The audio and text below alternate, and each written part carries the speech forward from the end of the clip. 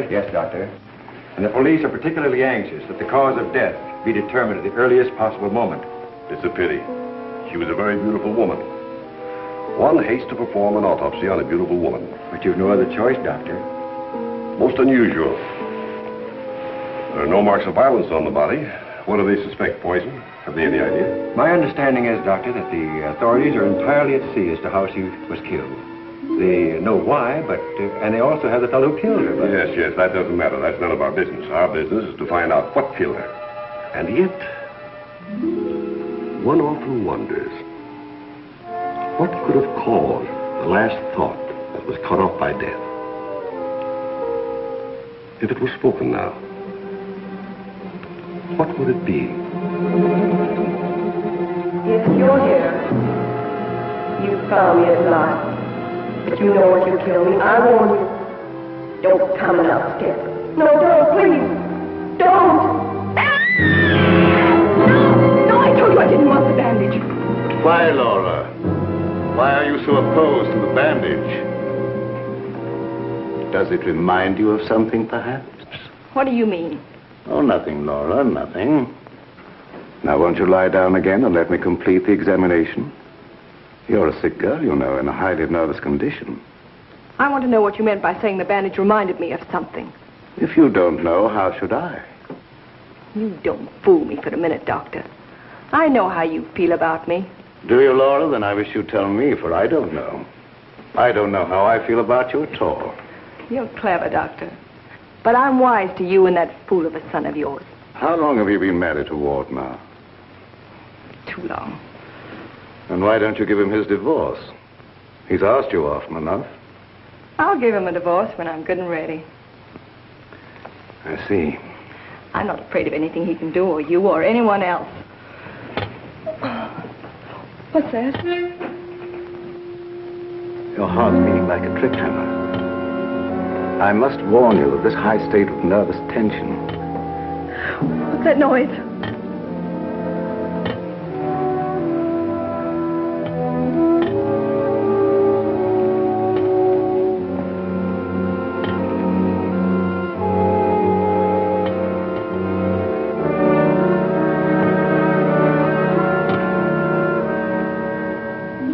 It's only a branch tapping against the window. Now, my dear Laura, if you want me to help you, you must tell me what it is you fear. I told you I'm not afraid of anything. I know what's going on here. Someone's trying to scare me out, but it won't work, see? Here I am, and here I'll stay until I rot. I'm afraid there's more truth in that than you suspect. Laura, I must ask you not to cause Father any more trouble. I don't want you threatening him, you hear? You too. You're so cute. I'm sure you want to be alone. You're not going to make him pay for my mistake. What are you going to do about it? I'd like to. You'd like to choke me, wouldn't you, Ward? You haven't got the nerve. Here. This is the only thing you ever gave me. You can have it back. She's right. I gave her this when we were married.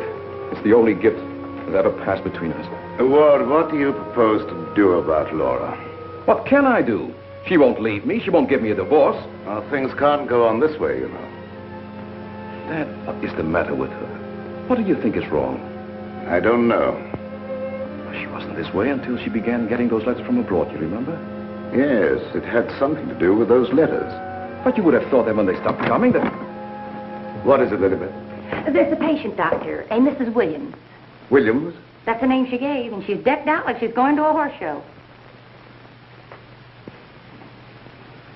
I can't see anyone today. Ask her to make another appointment. Dad, please don't let what's happened interfere with your practice. Oh, very well. Send her in a few minutes.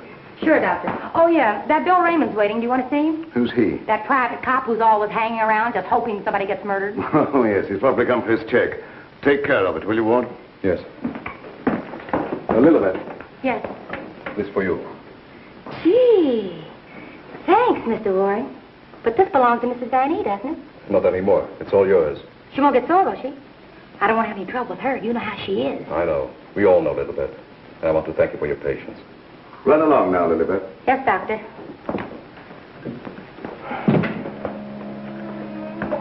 You made a fatal mistake, my boy, in marrying Laura. Yes, I know.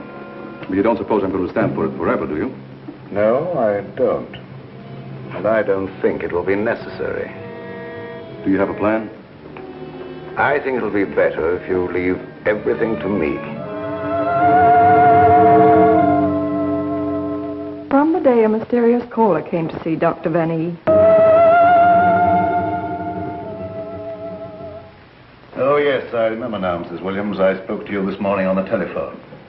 I'm sorry, but I can't tell you any more now than I told you then. Oh, naturally, Doctor. I did not mean to imply that there were any abnormal goings-on here. I assure you that is not, Mrs. Williams, nor will there be. Nevertheless, Doctor, the way you were described to me and the way your place was described to me, I am certain that I am in the right place. May I ask from whom you obtained these descriptions? From a friend, Doctor. A mutual friend. Lily Beth, the woman I love. Can't we be friends? Stop tracking your big flat feet after me wherever I go. I've got things to do. Oh, gee, it's wonderful just to see you around, busying yourself, the little housewife. I never knew the cop who didn't love to stand around and watch other people work. Mrs. Williams, it's obvious from your conversation that you've come into possession of certain facts concerning my past. I know of only one person who could have given you that information, and it was my belief, yes, even my hope, that person was dead. But let me say that even if that person were alive, I should not submit to blackmail from you or from anyone else. You show great courage, Doctor, for one in your unusual position. There has been no question of blackmail. I came here seeking your cooperation, which you have refused to give. So, let us call the matter closed. Thank you. Au revoir, Doctor.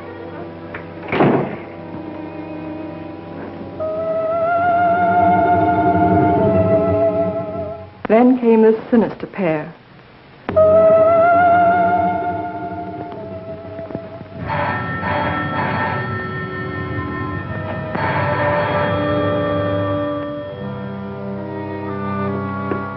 My little guardian of the doorbell. If you had waited another second, Inigo and I should have kicked the door in. Yes, sir. Sir,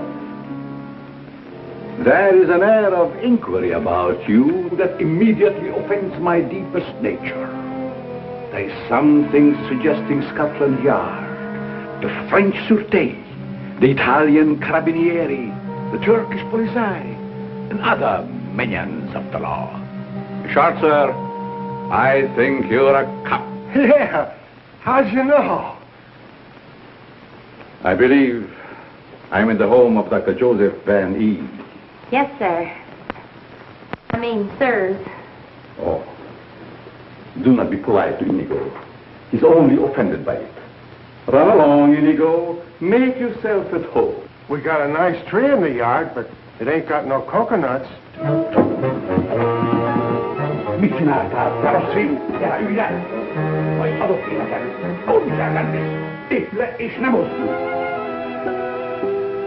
My little friend Inigo is deaf and dumb. He cannot hear and he cannot speak, but he reads the lips, and I would advise you to say nothing to annoy him. For his temper is short, indeed. This, I presume, is Dr. Van E's private office. Yes, sir. But I really should announce you. My dear girl, if I allowed myself to be announced, I doubt I would be received anywhere. I'm sorry, really I am, but the doctor won't see anybody without an appointment. Appointment? I have had an appointment with him these 20 years. He will see me. Doctor, someone's coming! My dear doctor, truthfully can it be said that your house is your castle, protected by your countless slaves? So it is you, Leonard. I was warned you might appear like one of your own illusions out of nowhere. My dear Joseph, you have not changed a bit. Have you met my friend, Mr. Raymond? Raymond? Oh, Raymond. No doubt a relative of the great magician of the same name. Mr. Raymond is our private patrol officer. He keeps an eye on the premises for us. And other comings and goings. A very good idea, my dear Joseph. To have a private bodyguard at your beck and call. Well, you fellas are old friends, I can see that. Oh, yes. Old friends. Well, then maybe you'd like to be alone to talk over old times. A very good suggestion. Thank you, Mr. Raymond. I won't be far away, Doc. Well, so long, Mr. Leonide. Don't pull any more little men out of your hat. Well, Leonide, what brings you to me after all this time? The long arm of coincidence, my dear Joseph. Simply the long arm of coincidence. Aren't you glad to see me again? No, I can't say that I am. You with your foreign background and I, what have we two in common? Always truthful, Cousin Joseph. As when we were young men, you might have said no and saved your career. But you prefer to tell the truth and ruin yourself. What do you want here, Leonide? A few days' hospitality, my dear Joseph. Nothing more. Is that too much for one cousin to ask of another? Remember, we agreed not to think of each other as cousins again, Leonide. Bygones, my dear Joseph. And I am willing to forget.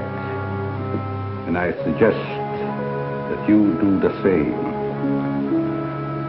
You've grown older, Leonide, but there may be something in what you say. I don't want to hold a grudge. But don't do anything that will make me regret my action. You have my promise. Now, if you will show me to my room. Oh, I should say, I have a traveling companion from whom I am inseparable. Who? Inigo, a dwarf, one of the little men. He became very much attached to me when he lost his master. You do not object? What good would that do? How true. Very well. You may have the room next to my daughter-in-law. I know you like that. Oh, yes. The lady, who I am told has an utmost horror of having her eyes blindfolded. A phobia of most interesting origin, I dare say. Something to think about. That night, my husband questioned Leonard about my past.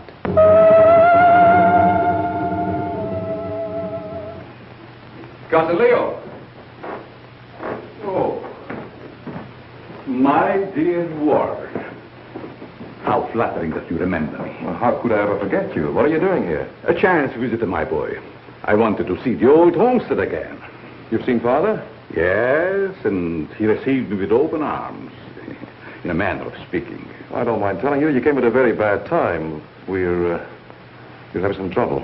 My boy, trouble and I are like this. I presume you refer to the charming lady in the room next to mine, your wife, I believe. Yes, Laura. I haven't met her, but I'm looking forward to the pleasure. I'd like to talk to you for a moment. All right. Perhaps you can help us. By doing what, my boy? You've been everywhere. You were caught in Europe during the war. I'd like to show you something. You may be just the person I'm looking for. If I can be of any service. Did you ever hear of a dance team called Renee and Lorette? I don't think so, my boy. And then again... There must have been such a team. Look.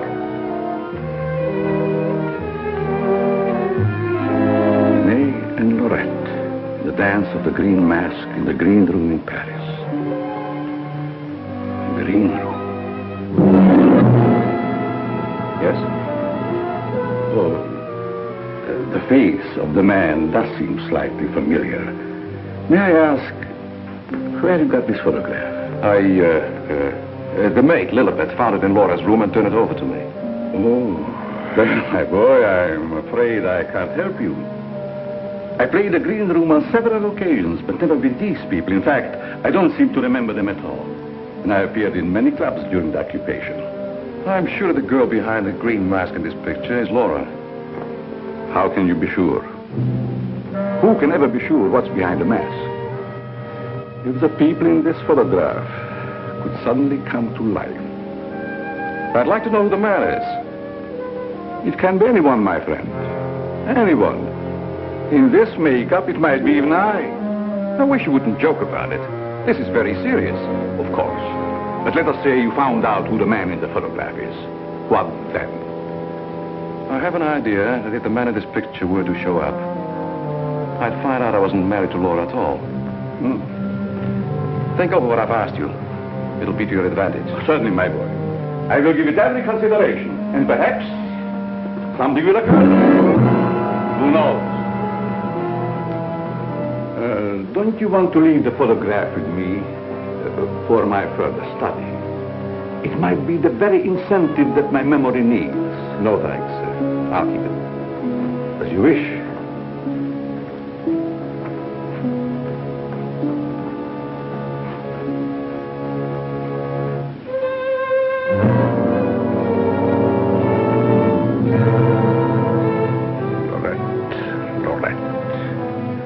I'll make a bet the man in green will get you yet.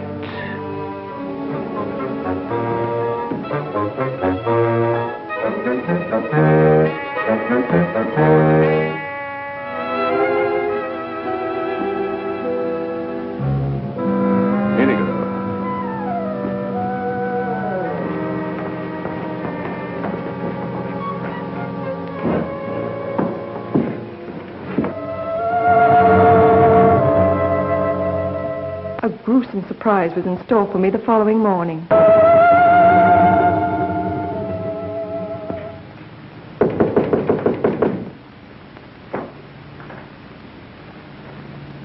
Who is it? It's me, ma'am. What do you want? The afternoon mail. You wanted to know when it arrived.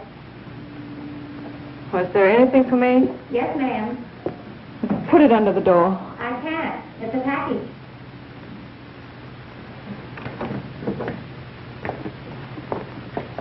What's in it? I don't know. It's against postal regulations to open other people's mail. That's never stopped you before. I'd like to know what you mean by that remark, ma'am. Oh, shut up and get out. Don't you want me to help you open No, it? I don't. Get out. It's addressed to you in green ink with a warning. Look out for the man with the green mask.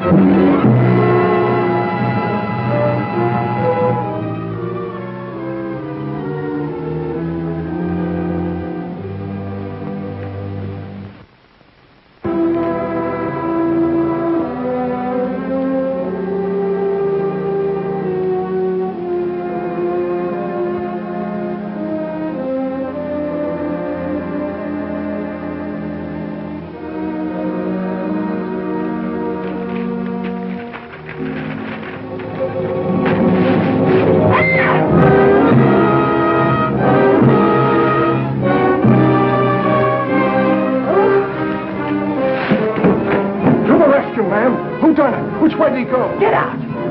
Get out.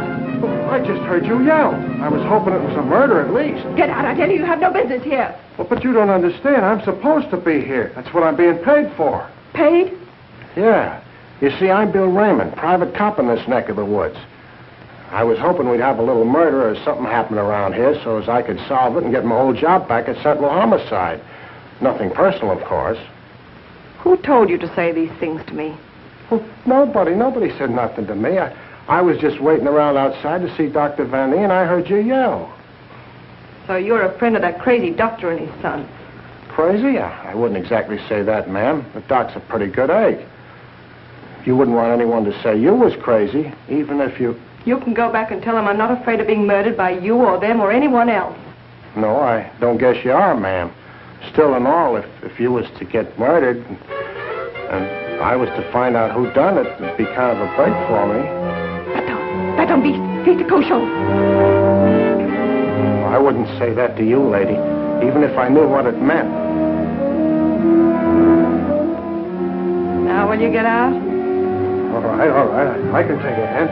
Nice little bedroom companion you've got there. Get out. I'll go, but don't think I'll come running next time you yell. I'll know it's a fake.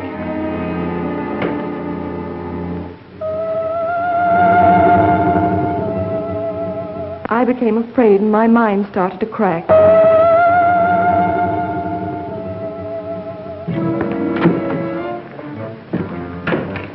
Lilybeth, my melancholy baby, where are you? Where'd you get that box? I don't know what you're talking about. You lying little snoop going through my things. What'd you do with the picture? Where is it? I didn't see it.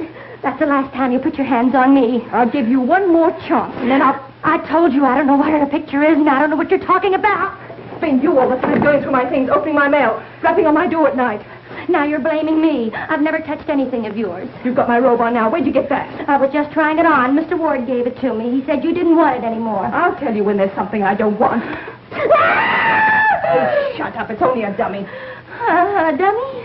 Where'd you get that thing? I suppose you're going to tell me you don't know anything about that either. Oh, I bet it was in the box. In the box I brought up for you, that's what. There were no stamps on it. How did it get in the mail? I don't know. The doorbell rang, and I thought it was the mailman. I opened the door, and it was sitting there on the stoop. You're lying. No, I'm not. I don't mind telling a lie now and then, but I'm not lying now, honest. Trying to scare me out. I'm not leaving. No, but I am. You come here. You and Mr. Ward are pretty thick, aren't you? Thick? Yes, thick like your head. He's fallen in love with someone else. Who is she? I don't know. It's not me. I know it isn't you. I know all the signs. He's fallen in love with some simple-faced man. There's always a way to get even with them. I've got to find that picture. Otherwise, they won't know what he looks like. I've got to send it to the police. He won't dare touch me. Who do you mean, the man in the picture? Have you seen him? Maybe I have, and maybe I haven't. Maybe I saw him go behind the thicket, or through the wall, or under the house. He's here in the house? Yes. I let him in. I let him in. He was waiting outside to get you, Miss Laval. Miss Laval. There's nothing safe from your prying eyes, is there? You think you know everything, don't you? I know why you're afraid, and I know what you've done. No, I'm not so thick. I'm not as thick as you think I am, Miss Laval. That head's supposed to be you, kind of a calling card. I'll remind you that. Why, you?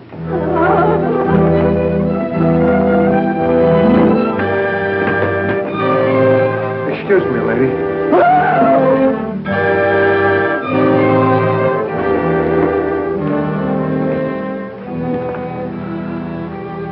Oh, I'm afraid. I'm afraid. Where are you hiding?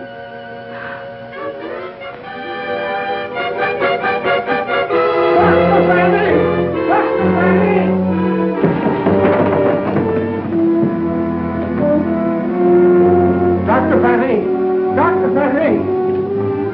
Doc! Fun is fun. But after all, there ain't nothing in my contract that says I gotta... Well, now I ask, is that anything to be playing football with? Where did you get that, Raymond? Miss Fanny chucked it at me like I was a pass receiver for a football team. And I'm all out of practice. Let me see it. This comes from a group of anatomical specimens that was locked in a room in the cellar. How did you happen to get it? That's what I'm trying to tell you. There I was, outside her door, strictly minding my own business, understand? Listening at the keyhole. I don't think that belongs to the realm of your duties, Raymond. But, Doc, there were screams inside. You gotta admit it's within the longitude of my profession to make with an investigatory reaction there, too. What am I saying? I don't understand how his head got from its locked room in the cellar. Well, the way I heard it, it was sent to Mrs. Van A. That was rather a gruesome practical joke. Why, your anatomical locker hasn't been opened for ages. I think you once told me you'd lost the only key to it. I know. There is no key to my knowledge. Why, that thing didn't walk out of the room by itself. Hardly. Doc, I'm worried. What about, Raymond? Well, now, take this head business. The whole thing don't seem hardly serious to me. I think that if it's all the same to you, I better be checking along to other duties. You're not afraid, are you, Raymond? Who, me? Scared?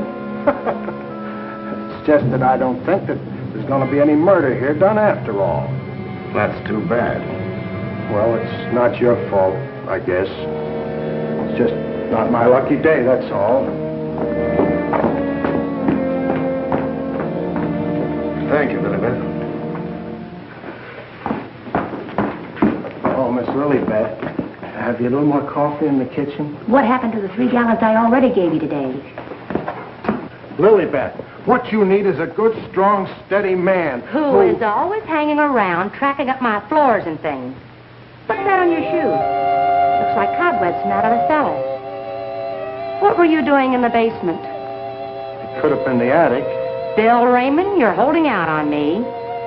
What are you up to? Up to? Yes. Who asked you to go poking around in the cellar?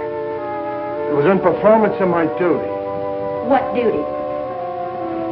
What did you find? Absolutely nothing. That's what makes me so disgusted. Too bad about you. You know, Lilibet, I think somebody around here is just kidding. They don't mean business at all. Why don't you just wait around and see? Say, if you got any inside dope, I wish you'd tip me off. If I'm ever going to get back to Central and prove I'm a good detective, I gotta have some clues.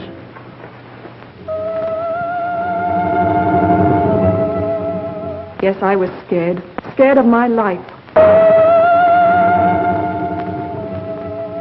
I expected big things of that ghoulish-looking guy, but he ain't delivered neither.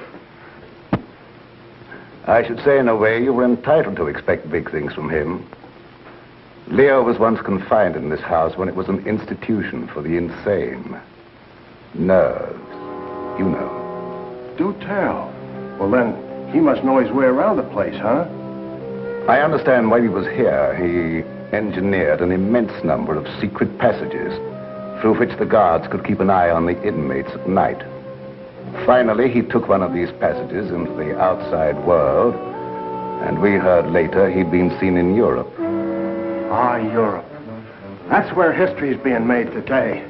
Gee, I'd love to travel and... Well, perhaps you'll have an opportunity someday. Not if something don't happen around here pretty soon to make me famous. That Lilibet. I've been trying to get a cup of coffee off of her all day. She don't care what happens to my metabolism. Metabolism. That's a good word. I wonder what it means.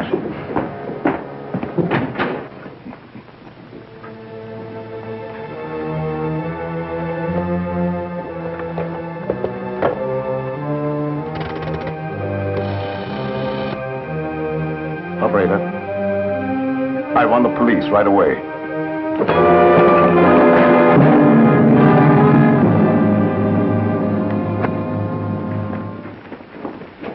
Stop crowding me. But, hon, don't you want me around to protect you? That indigo guy might... Yes, but who's going to protect me from you? Lilibet. My wild Irish rose. I just live for the day when I can take you out of all this. When I can slave and get you the luxuries in life. Gee, I'd gladly work my fingers to the bone to buy you expensive motor cars and furs and jewels and things and serve you breakfast in bed. What's the matter with me? Am I crazy? Yes, and I'd hate to hang by my neck until you got me all those things. Yeah, you might get a little blue in the face. Still and all I gotta do is to find myself one slightly murdered body, and I'm in. Stop looking at me. Oh, Lilibet, sometimes I think I'm not getting anywheres with you. What do you think? I think you've got a good idea there. All right, all right. You'll be sorry someday when you see my picture in the paper. Wait and see. Hey, Lilibet, why don't you answer the doorbell? Maybe that indigo guy wants in.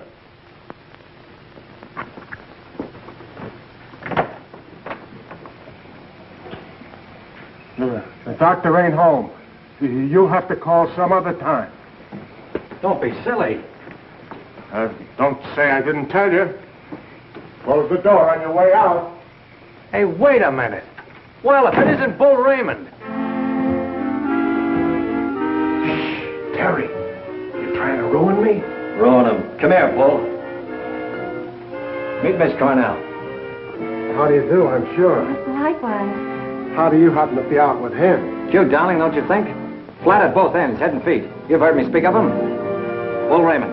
Bill Raymond, if you please. Mr. Terry Lee, you so-called reporter. How do you happen to be out with a dish like this? Jane Cornell. Good for dull days in a man's life. Mr. Raymond. Oh, yeah, I remember. Terry told me about the time you shot up the dressmaker's dummy. Huh?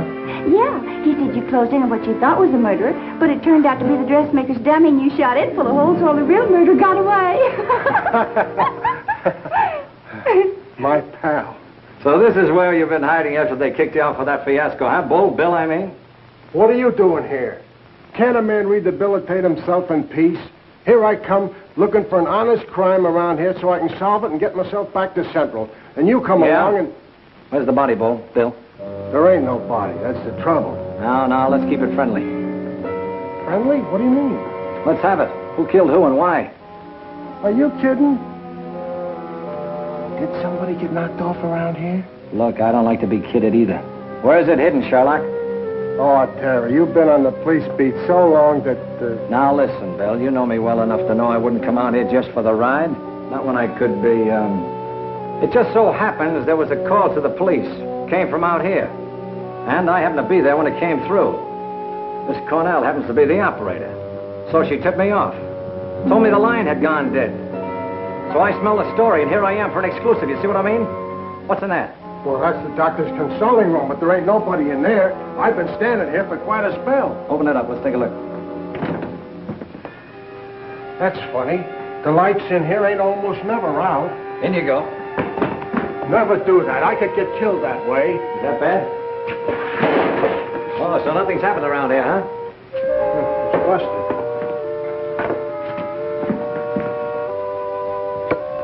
There, see? Like I said, there ain't nobody here.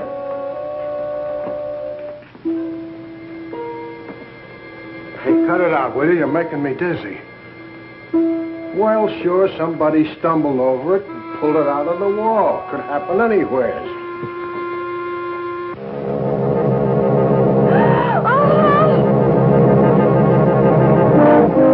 Wants to shake hands with you, Bill. Step right up. Not me. You seen it first.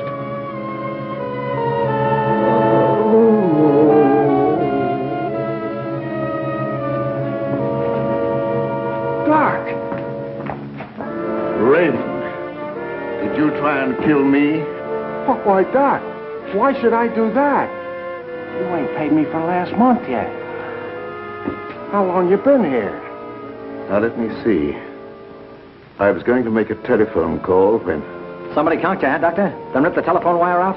Yes, I imagine that is about what happened. Who are these people? Well, they're all right, Doc. This is Terry Lee and Miss Cornell from the Times. We don't want any reporters here. Nothing's happened. Look, Doctor, nobody ever wants reporters, but then something happens, and there they are. But nothing has happened. I fell and hurt my head. Oh, I see. Then you got up again, put yourself on the table, and got all nice and pretty in that shroud there.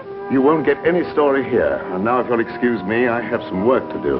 Doctor, do you mind if we stick around for a while? Seeing that nothing's happened, well, why not? Very well, you may stay for a while, but I warn you, if you make yourselves objectionable in any way, I'll have Raymond throw you out. Well, come on. You heard what the doctor said. He's busy. Get out of the office.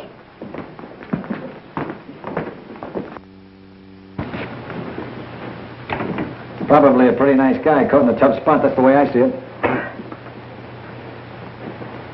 You wouldn't want me to tell him you got kicked out of homicide, would you, Bill, old boy? Oh, Terry, you're my pal. You know that, don't you? Would I kick you out? You would if you could, Bill. Now, why can't we have a little talk, quiet like? Well, if you just follow me in the parlor over here. Oh, me too, darling, me too. Darling knows everything about everyone, and that's how I learned. Good tell. I just sit at his feet and listen. Baby, I'm going to miss you an awful lot when I grow tired of you.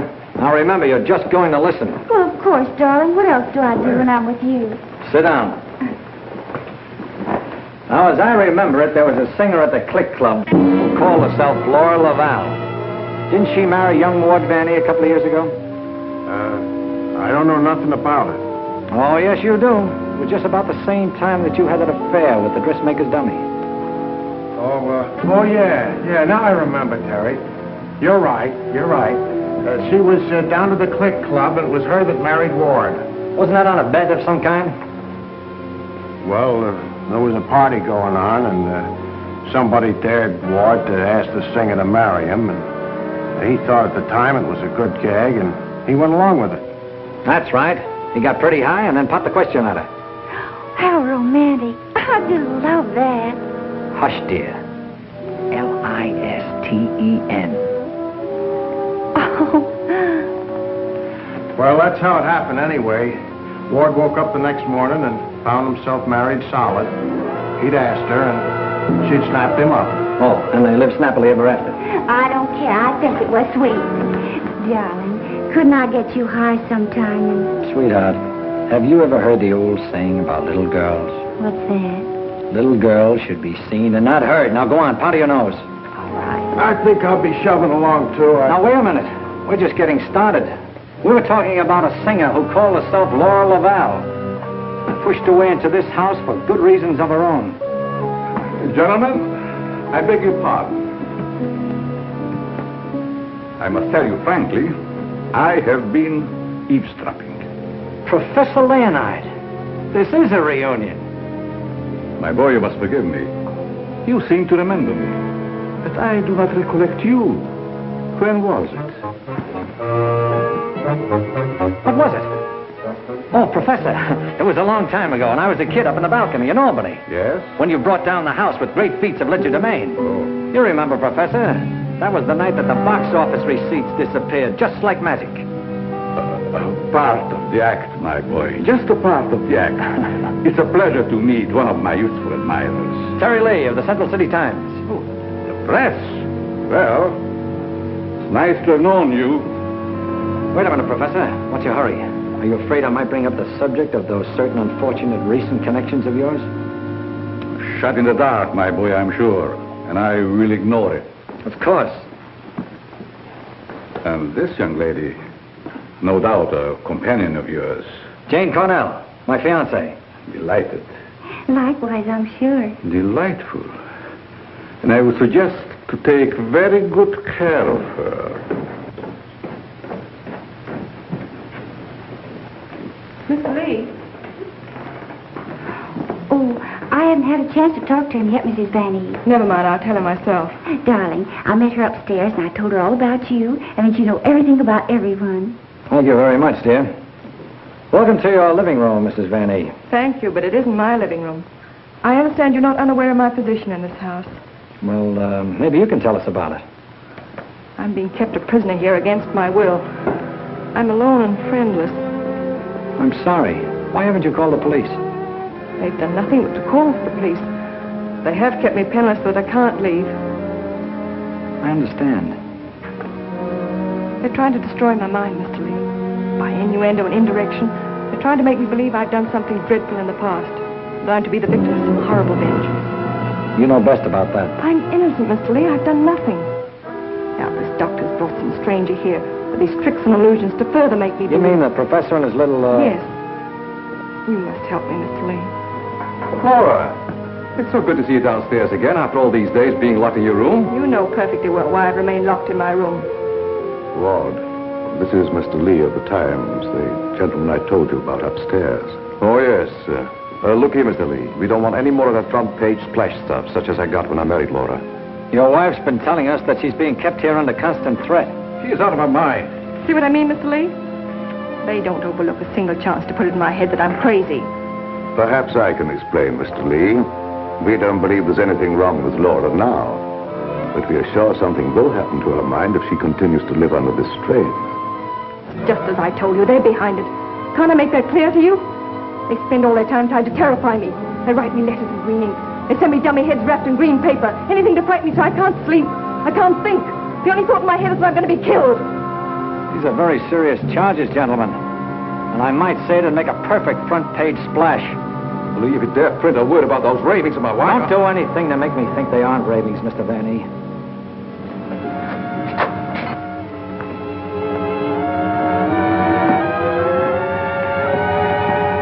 He said to put the blindfold on, and you will know the truth. No!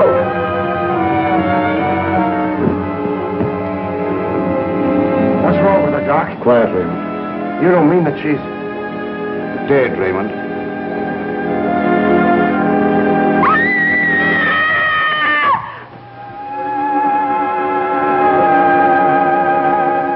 Then I knew that he was here.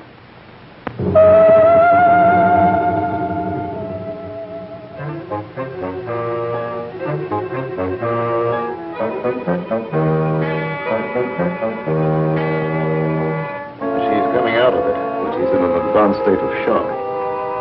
May be necessary to administer a sedative. That's intended to shut her up. I'd like to hear her do some more talking, Doctor. If her mind is allowed to dwell upon what's happened, that may be the breaking point. Well, you've got all the answers.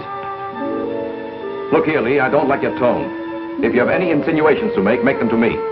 Okay, I will. Suppose you and I talk this over downstairs. I don't recognize your right to question me. However, if it'll make you leave Father alone.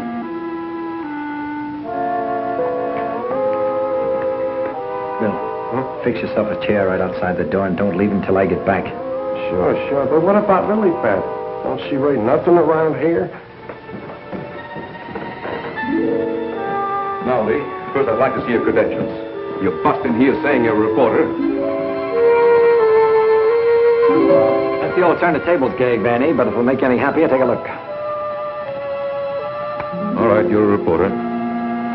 But I still don't understand how you and the young lady got the news about our troubles. Do you really believe that story, Lee?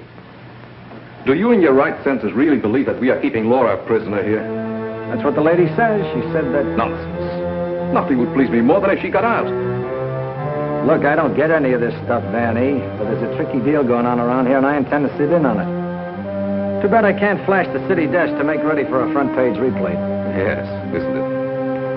Either your wife is the victim of a well-plotted program of persecution calculated to drive her insane, or she's the witch you say she is.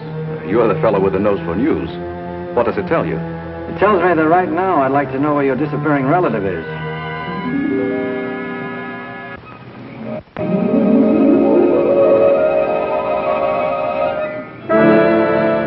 Get back, you fool. What's out there? I have a right to know.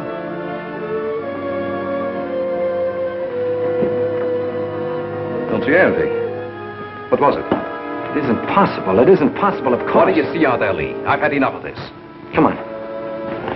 Are you nervous, Miss Cornell? Oh, no. I think it's very exciting. Well, Professor, I thought I just saw you outside banging at the moon. You disturbed her sleep. Poor child. Where have you been? How about you start acting normally for a change? You're bringing suspicion upon all of us. I, my boy? What have I done? Suppose you tell us. Has no one arranged to silence you yet, Mr. Lee? What a pity. I don't silence very easy, Professor, and it'd take a lot more than what you've done to her. Do you suggest that I had a hand in that poor girl's unfortunate demise?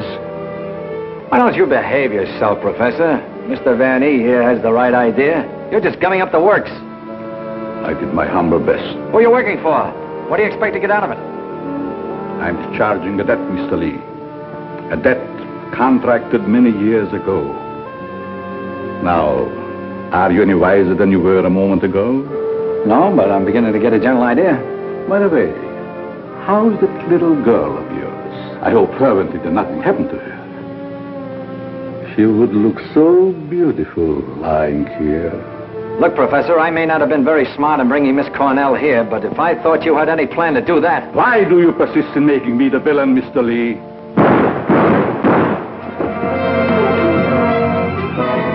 Now we will let you be the witness, Mr. Lee. I am here. The sounds came from upstairs, right?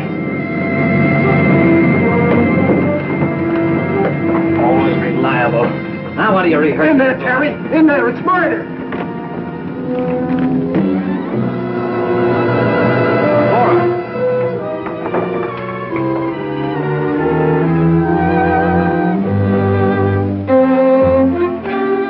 Jenny, wake up! Wake up! Oh, Terry. Tell me, what happened? Oh, Terry, darling. Let me think. Everything went black and... Yes? Then it started to talk. What started to talk? I don't know. Oh, that thing. Now, look, let's get back to the beginning. I left you here with Dr. Van E. Yeah, and then he gave Mrs. Van E a shot with a long needle. Never mind that. All right. Then he said, would I sit with Mrs. Van E? Okay. Where is she now? Who? Mrs. Van E. Where did she go? That's just what I asked you, Janie. Well, she was right here. Then Dr. Van E went out. Then what happened? Then Bill Raymond came in. Oh, that's great. The two of you in the same room at the same time. How did you communicate with each other? Sign language? Oh, I don't care. All you do is make fun of me. I didn't ask to come to this, whatever it is. Oh, yes, you did, dear. Don't you remember? You said you wanted to see what the life of a reporter was like. Don't forget, Mr. Lee, one must not expect too much of certain types of mentality. Shut up, Bill Raymond. I remember you when you couldn't even make your X. Oh, I want to go home. We can't go home, darling. We've got to get a story. Why? You don't understand. Yes, I do. Why do we have to get the story? Who cares? Oh, she's got you there. All right. Now, you tell me, what happened to you? Me? Oh, well, you said to stay outside the door, and I pulled up a chair. That's right. She was inside the door, and you were outside.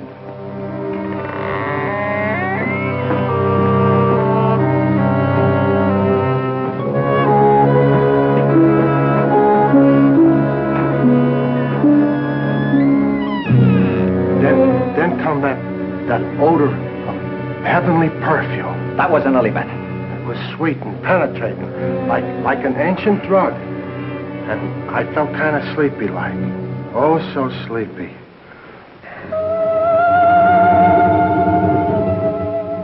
At last, he had me under his power.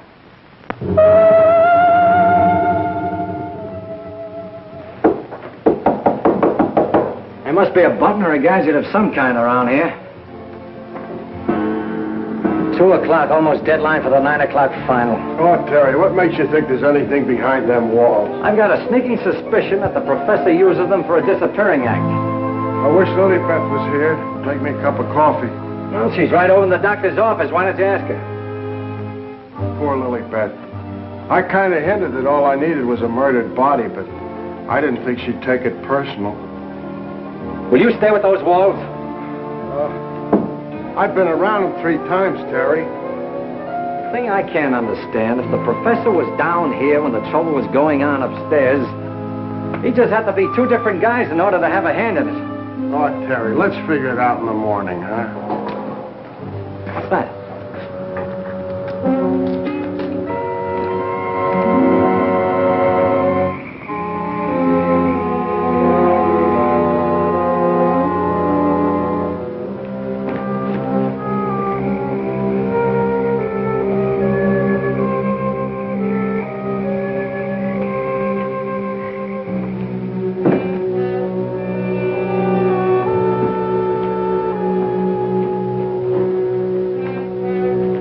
Wake up.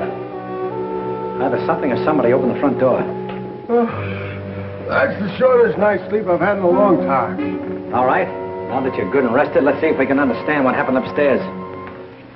Well, do you think it had something to do with that picture, maybe, that Lilybeth found in Mrs. Van E's room? What picture? Oh, the one with the couple with the 2 masks, you know, like we found, like that mask. Who has the picture now? Well, young Van E, I guess. That's the point.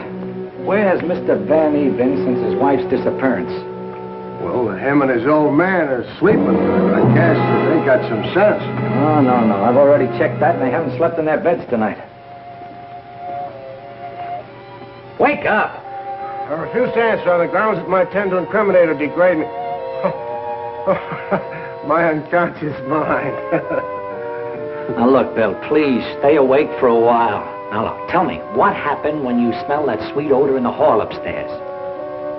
No, it smelled lovely. Lovely, that's all I can remember. And Dr. Van E had already left Laura's room, is that right? Yeah, he'd gone out, and he said good night, and he had given her some sedative or something that he said would take care of her till morning, and then he went down the hall to his own room. And then you fell asleep? Yeah, no, I just kind of dozed off a little. Like this. Here's your coffee, sir. Terry, that's a dirty trick. Stay on the other side of that window. What for? Take a look. I'm looking. What do you see? Lily Beth! Gee, this ain't natural. Who are you talking to? The woman I love. Poor little angel. Try and speak to me. She can't hear you.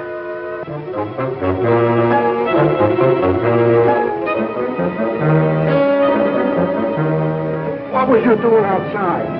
You're supposed to be dead. Now you stay right here, honey. I gotta catch that guy in the shrubbery. What are you doing to me, Lilybeth? I got work to do. Lilybeth, be reasonable, will you? If you don't cooperate, I'll never get back to Central. Never mind, Raymond. Take care of Lilybeth. Lilybeth! Yeah, that's who it was. I opened the door and she fell right in my arms. Like she had something special to tell me. You notice that fragrance about her? And to think this wilted flower was once even as you and I. Take her back into Dr. Van E's office. What's she doing wandering around? She's supposed to be a corpse. What happened to that guy outside? Never mind. You found her. I never knew she was lost. I missed her. I missed her from my office. Will you please take her back? What are you going to do? Yes, Doctor, and what have you been doing? We've turned this house upside down trying to find you. Hardly that, young man. If you'd done that, you would have found me. Now, Raymond, we can't allow this girl to remain in this condition any longer. But what can you do? She looks like a perfect stiff to me. Bring him into my office. Oh, Doctor, this may not be any news to you, but your daughter-in-law has disappeared. Oh, how dreadful. But let us say somewhat overdue, eh, Mr. Lee? You don't seem very surprised to hear about it. Young man, when you've been devoutly praying for something to happen, you accept your good fortune without question.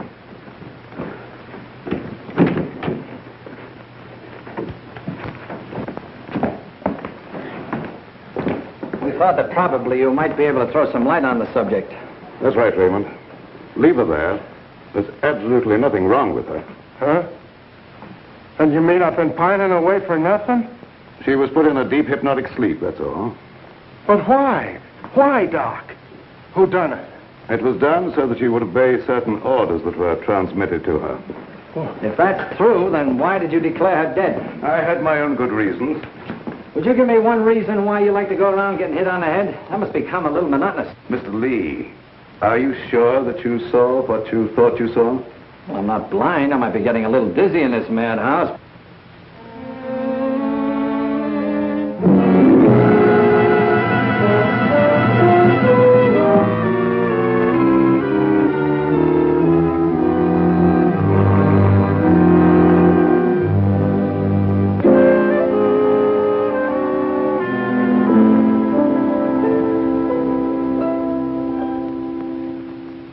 You know, Doctor, morning isn't very far off. And when the police get here, you've got an awful lot of explaining to do. You're in this up to your neck. By morning, let us hope no explanations will be necessary.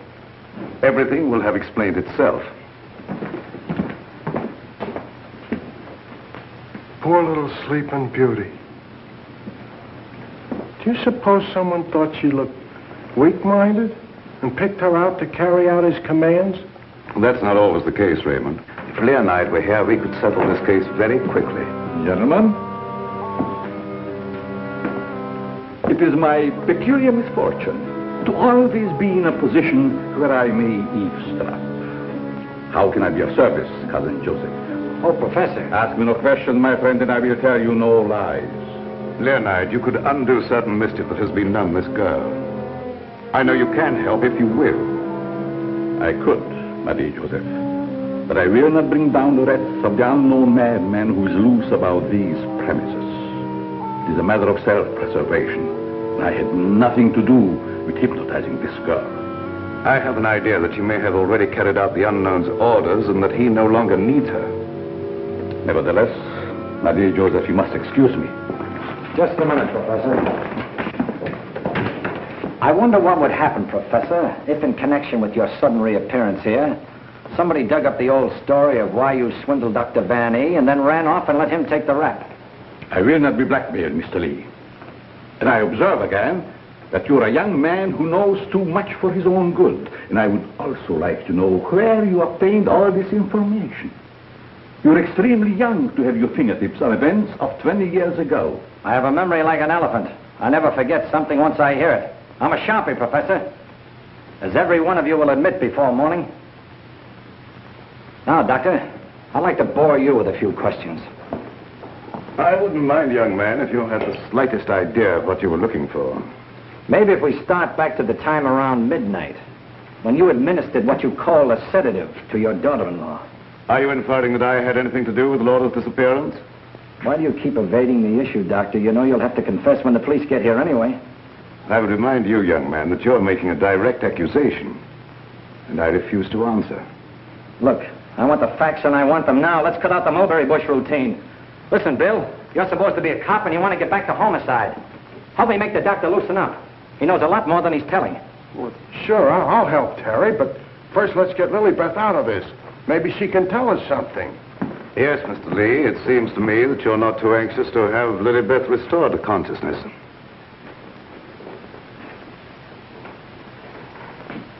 What do you hear, Doc? Her heart's in a very depressed condition. Someone's been giving her orders by mental telepathy. Hey, could I learn to do that? Supposing Lilybeth was in the kitchen. Could I telegraph her a wish for a cup of coffee? Huh? Perhaps, Raymond, someday when we have a little time, I'll indicate the principles of hypnosis to her. My dear Joseph,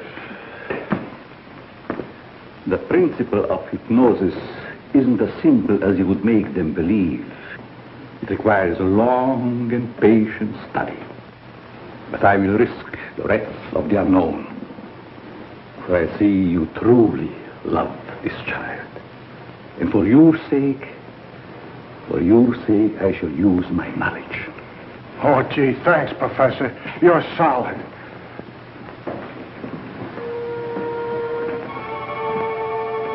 Och jag fick med lätten och flächen var fyrflätten. Ibland så är det här.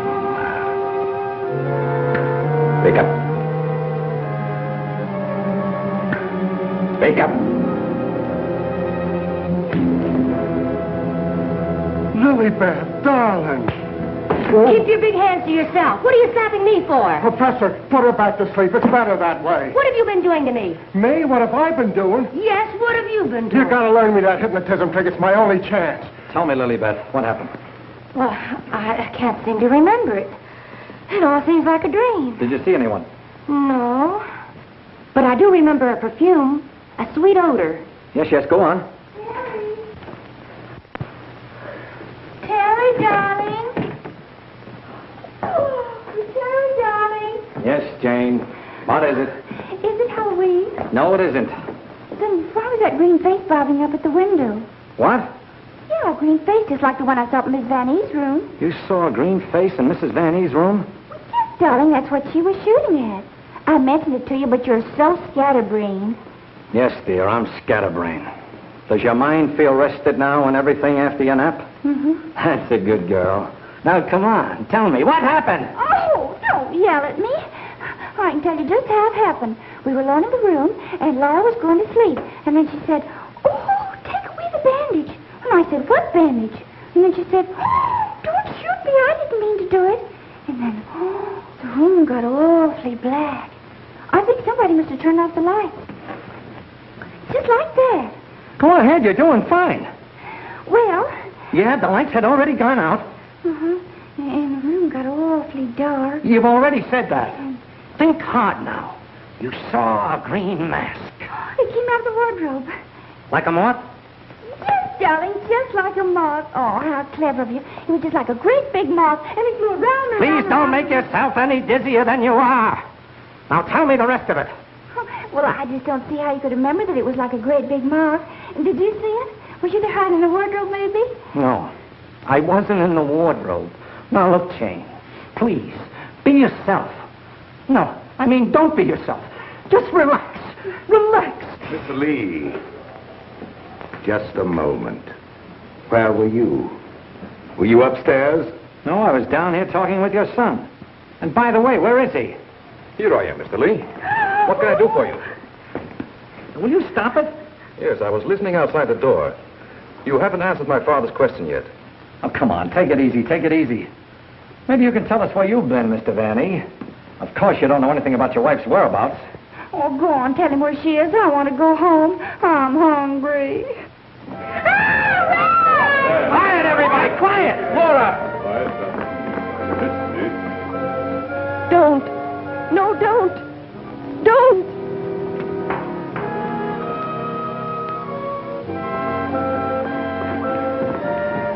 Laura! She's under a hypnotic spell. Ladies and gentlemen, it has been an exciting night, and you all are deserving of some explanation and relaxation for the strange goings-on. The guy who's doing the talking is behind the wall somewhere. Now you're getting smart, Sherlock. We introduce at this time the team of Lorette and Renee as they appeared at the height of their success in the green room of the Paris Crillon. Sure, the mask, the picture. Mademoiselle Lorette. Now I know who he is. Mademoiselle Lorette will now put a bandage over her eyes, the better to see the inner truth. Very good, Renee. Very good. Just like the old time. Would any member of the audience like to ask Mademoiselle a question? Come, Mr. Lee. You have been so full of questions up to now. I'm thinking, brother. We cannot keep Mademoiselle too long in this delicate mental balance. She has been under a great strain lately. Then I will ask the questions myself. Yes, Renee, I'm at your command. Are you afraid now? No, I'm quite safe. Will you tell the truth? Yes. They came to me and said your partner, he of the magic feats and rare impersonations, is a spy. But we can't prove it. We will give you 1,000,000 francs if you, Lorette, bring us that proof. Now we shall know. You gave them the proof they wanted? Yes. They took him away to be killed? Yes. What was he to you, this man you betrayed? This man you sold to the enemy for money? He was my husband. When they told you he was to be executed, you sent this man a gift for his last moment before the firing squad. What was it? It was a green scarf for his eyes. Like the one you're wearing now? Yes. Why did you send it? It was my scarf. I wanted him to know I had betrayed him because I hated him. He was good and kind, but I hated him for the power he had over me. I see. That is your only defense. You hated. You thought they shot him. You escaped to America. You thought you were safe. Then you found out he was alive and wanted revenge. Thank you, Mademoiselle Lorette. You may remove the bandage now. What do you see on the cloth, Mademoiselle? There's a hole in it. Yes. What else, Lorette? What else? There's blood on it. It's blood. I have come back. I am here. And I will have my revenge. No! No, don't touch me! Outside, under the window, you know where.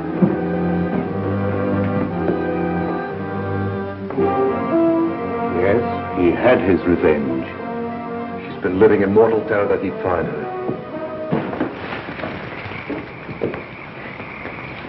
Just a minute, lady. You ain't going nowhere. Well, if it ain't Mrs. Williams, come along with me. Come on. You want me to slug you? Get inside. Hey, Terry, come here. Get a load of this. There's your man. At last I caught me a murderer. You're wrong. I never laid a hand on her. Renee, my boy, you kept your promise to me. You said you wouldn't touch her. But she's dead, ain't she? And you ain't going nowhere till we find out what killed her. And you, Professor, you know too much for your own good. I'm holding you, too. Now you're getting smart, Bill. Well, Professor, I see you two know each other. Yes. Renee was my assistant. I taught him everything he knows. He went out for himself and became a success. Later, we met in a concentration camp. And here we are. A small world, Mr. Lee. A small world, indeed. Terry, isn't this the place where you get the marriage licenses? No, dear, this is the morgue. The morgue. Oh, darling, you say the cutest thing. The mark. Oh! Never mind, dear. You just stay right here and nobody will get you. Oh, but... Well, Doctor, got anything to add to my story of the year? Who's this Renee? Renee was her husband. She turned him over for a sum. Figured the Nazis would take care of him, but he had ideas of his own. Look, Doc, was it murder? Do I finally get a break? Was she murdered? We're sending the report to the police. What was it say? Ah, come on, Doctor. Don't hold out on us. I didn't understand it at first, but I do now. There were no marks of violence on the body, and we found no internal disturbances. What does this all add up to, Doctor? Yes, let's have it. She was literally scared to death.